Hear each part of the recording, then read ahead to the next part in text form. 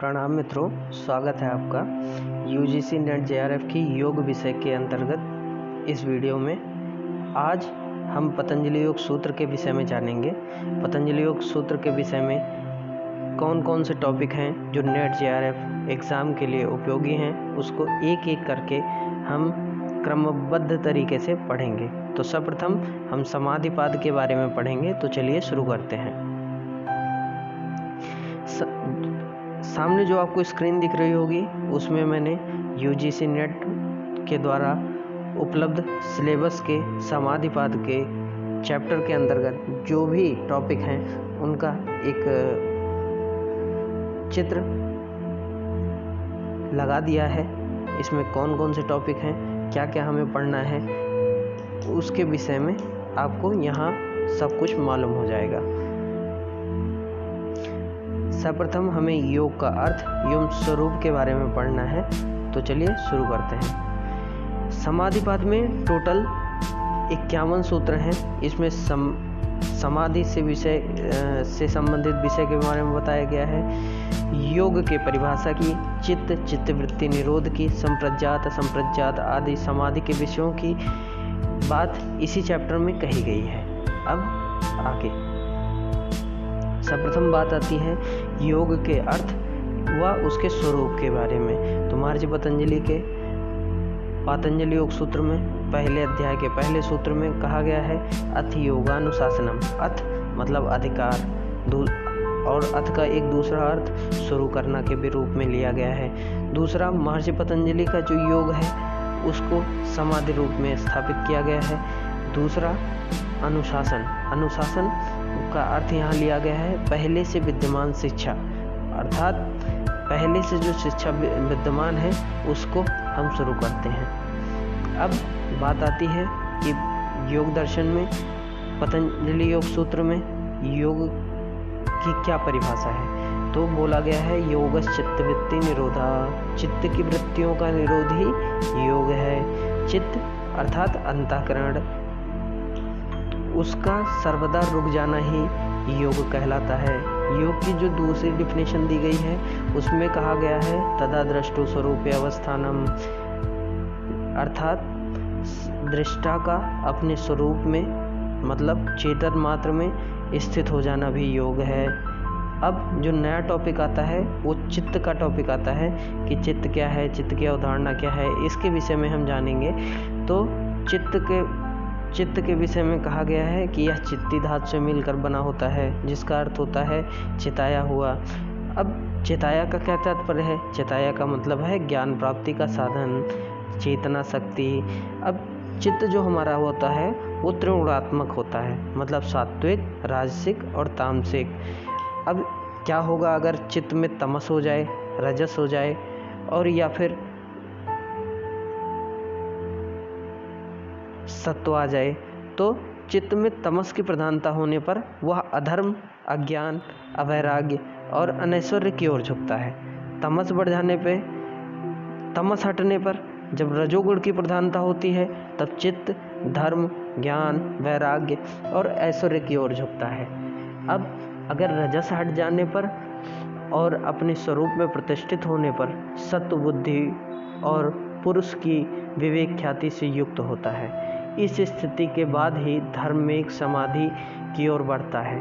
इसे ही प्रसख्यान कहते हैं। अब धर्मिक समाधि क्या है इसको हम आगे पढ़ेंगे।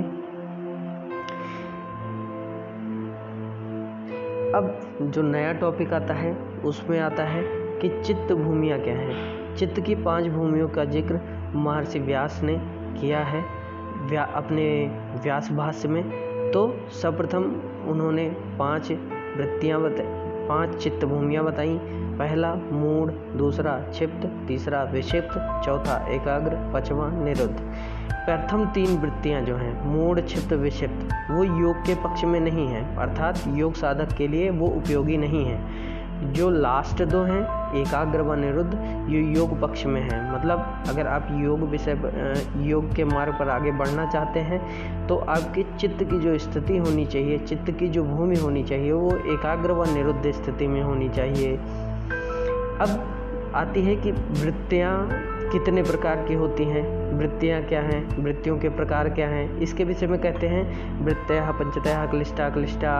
वृत्तियाँ 5 प्रकार की होती हैं, क्लेश युक्त और क्लेश शून्य। अब प्रश्न उठता है क्लेश शून्य और क्लेश युक्त क्या है, मतलब क्लिष्ट और अक्लिष्ट क्या है। तो आता है ऐसी वृत्तियाँ जो विवेक से उत्पन्न ज्ञान देने वाली तथा सत्व रज और तमस के प्रभाव को रोकने वाली। जो अक्लिष्ट वृत्तियाँ होती हैं अर्थात ऐसी वृत्तियाँ जो सुख प्रदान करने वाली होती हैं उसे अक्लिष्ट वृत्ति कहते हैं। जो कर्मजनित संस्कारों की उर्वा भूमि होती है वे सभी वृत्तियाँ क्लिष्ट हैं। सीधे शब्दों में कहा जाए तो जो दुख देती हैं वो वृत्तियाँ क्लिष्ट हैं और जो हमें सुख प्रदान करती हैं वो वृत्तियाँ अक्लिष्ट हैं। ठीक है। अब जो आता है कि वृत्तियाँ संख्या में कितनी होती हैं, ये भी बहुत बड़ा प्रश्न हो जाता है इसके बाद। तो वृत्तियाँ संख्या में 5 बताई गई हैं। इसके लिए कहा गया है प्रमाण विपर्य विकल्प निद्रा स्मृतस्य। प्रमाण वृत्ति, विपर्य वृत्ति, विकल्प वृत्ति, निद्रा वृत्ति और स्मृति वृत्ति, इन 5 वृत्तियों का जिक्र पतंजलि योग सूत्र में किया गया है। अब सबसे पहले हम जानेंगे कि प्रत्यक्ष जो प्रमाण वृत्ति है वो क्या है। तो प्रमाण वृत्ति के बारे में कहते हैं प्रत्यक्षानुमान अमागना प्रमाणानि, अर्थात प्रत्यक्ष, अनुमान और आगम। प्रत्यक्ष, अनुमान और आगम, ये 3 प्रकार की वृत्तियाँ होती हैं। अब इनके विषय में सर्वप्रथम हम जानें कि प्रत्यक्ष प्रमाण क्या है।